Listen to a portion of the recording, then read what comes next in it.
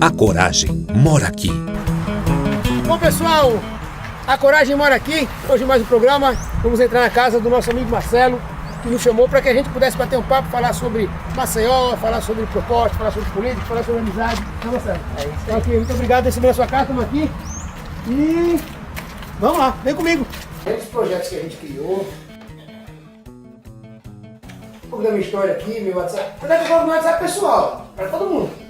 Você vê, você tem para todo mundo. Sim. E as propostas que estão aqui dentro, parceria para estudantes, para desempregados, né? As feiras agroecológicas itinerantes, o gabinete na rua, a Praça Viva, a estação da prefeitura, o comércio da periferia.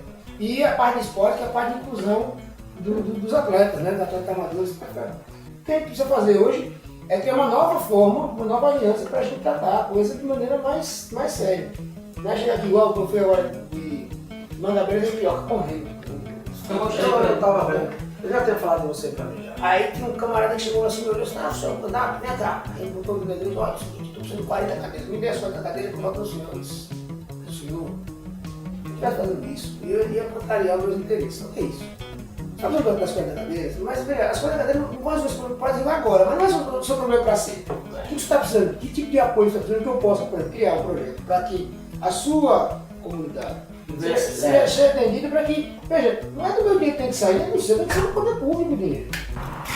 Maceió está precisando de coragem e mais um corajoso que está aderindo ao nosso projeto.